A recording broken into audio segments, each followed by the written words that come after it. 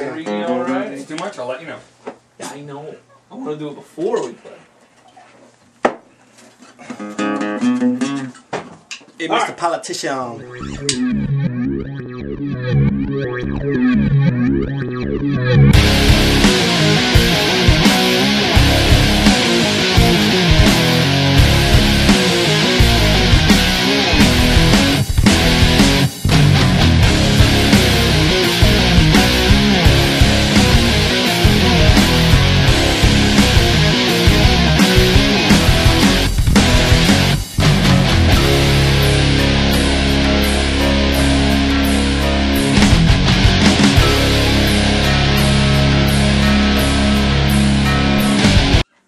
Man, hey, it's Mike Norm from Polygraph Radio, and we got one of the leading Patriot bands, and I say that because these guys have probably been in the Patriot Truth community, rocking it for longer than most of the musicians that I have on Polygraph. So we are here with Paul Tapetti and the boys, and I say that because Paul, you're always out in front. I always hear you on Patriot Radio, but I don't even know your guys' name. So we're missing a drummer too, by the way. Yeah, he had to go. He had to go. So what's the drummer's name, Paul? Richie. Richie. Okay. And Brett Griffiths. Yeah. And your lead guitar, right? Correct. And Dennis.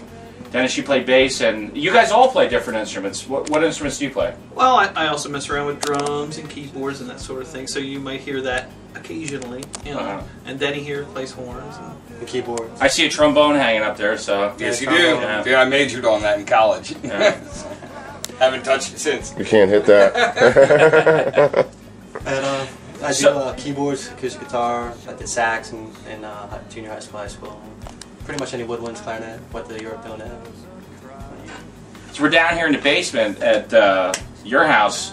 KMA Studios. How's the wifey deal with all this music? Well, yeah, it's a blessing, you know, because actually my wife is a musician, so she understands, you know, the ways of a musician, and she's very tolerant, and I am very blessed for that. But it's going to get a little tense around here over the next couple weeks. We're about to have our first kid. So, oh wow! I'm sure she'll be very understanding. Of do you know the sex? Have you done the little? If I want to know. I knew just enough to have the kid, so we'll see what happens. I got you. Well, we're here because you guys are released your fifth CD, and you got this big CD release party coming up Saturday, December 19th, 2009. Lupo's Bar and Grill. Now, this is going to be. You have on your site, it's going to be 5 bands for $5, and we've got the Ameros, which I know some of those guys. We did some confrontations. Those guys are from Albany, great group up there. Dave Cahill and the Almighty Terribles. Absolutely, Dave Cahill, honorary member of We Are Change. He's done some confrontations, so everyone's really done. You know, not even just music, but protesting. We're all activists. We're musicians. We're everything. You know. Now, there was another band on there I've never heard of. Hate Tank. Hate Tank. Yeah, they're the members of Blue Seas Red and Electric Cheese Mill. Okay. Local to here. Yeah. And it's just kind of like a hybrid of those groups. And they're doing political stuff now. You know, they've been listening to us for many, many years now. So. Okay. Now, I don't know if I got the count right. Was that 5? Or yes? Yeah. Is that for the groups? 18th hour. 18th hour. 20 years. That's another count. Yeah, we gotta get to the 20-year bit because for those of you who don't know. The area over here in eastern Pennsylvania where we're from, the Allentown, Bethlehem, Easton is kind of a one big city almost. They all kind of run in together. And they call that the Lehigh Valley. Right. So you want to hold up your award here? This is the Lehigh Valley Music Awards. Music Awards, okay, and they're honoring you for 20 years. Making music in the valley, yeah. Wow. Now, are all you guys members 20 years? You were the lead guy. You've been holding the glue that holds the band together.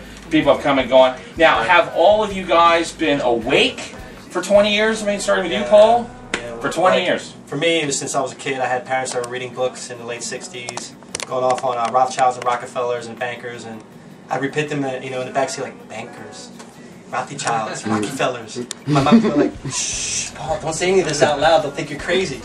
So. Right. So when you came to the band, because you haven't been here all 20 years, when you came to the band, you were awake when you came to the band, or Paul put you through the New World Order doctorate degree, or it was it was kind of like community to petty college. Yeah. It was a crash. I actually was brought in just to play drums on a record. The Sex, Lies, and Politics record had 3 songs left to have drummed down. Mm-hmm. So they heard about me through a mutual engineer that I recorded a record at the studio, and that guy kept my number. So these guys needed a drummer. They brought me in for 3 songs, and one thing led to another. They asked me to join the group. Then they found out I play guitar. Then they asked me to move to the guitar position and brought another drummer back. All along, I was getting my... I guess what really appealed to me is I really let my relationship with Father, kind of dwindle down. I went to church with my family, and around age 16, I just started to rebel against everything, And there was something devoid in my life, and I knew that these guys were on to something, you know what I mean? So I got with them, and now, I'm not singing about drinking on a Saturday night or anything like that, but I couldn't be a minister or a politician, but I can certainly play guitar in a protest rock band that wakes people up like this, and it's been perfect for me. It's exactly the fit that I needed. Well, isn't that really what music's supposed to do anyway? And you hear all the music that's out there right now, it's soulless. And it's soulless. If they are talking about anything that's real, I mean, it's really buried deep down into their music. A muse is big right now, and. You kind of get that. I mean, but the lyrics that you guys are talking about, I mean, you guys are really touching on the issues and really educating people, I think, inside of your music. So specific. Yeah. Right. They're more general and leave very things up to vagueness, but we try to zero in on who's fucking us. Now, when you came to the band, were you awake? Actually, I've gone back and I've looked at some lyrics that I've written before I've joined this band, and I think I may have actually been a little more awake than I originally thought, but for the most part, no. I was, news was the last thing I turned on the TV. I didn't want to know nothing about the current events. I wanted to do the songs about Saturday night, and through a same acquaintance as Brett, I came across Paul, and he definitely opened my eyes to things that I had not considered before. Tried to not deny it at first, but you come to realize it's like, wow. And you start looking at what's really going on out there, and pieces of the puzzle start falling into place. It's like, oh, there's more wrong than I was really paying attention to. How do I change this? Well, we have the opportunity to reach out and bring people together through the music that we put out. That's our mission. So, Paul, now, over the years, this being your 5th CD, how would you say that your music, lyrically, or even, your music yourself, I'm sure you guys have all grown as musicians. Yeah. How has the transition been over the last 5 CDs? The first CD was out of college, 4 years. It was a boy-girl love song kind of, disc, and we were trying to be the Beatles of our generation, and starting out writing the second disc halfway through, it's the same as the first disc, and then the second disc, halfway on, started turning into Nothing But Politics. So it's like 2 different bands in one disc.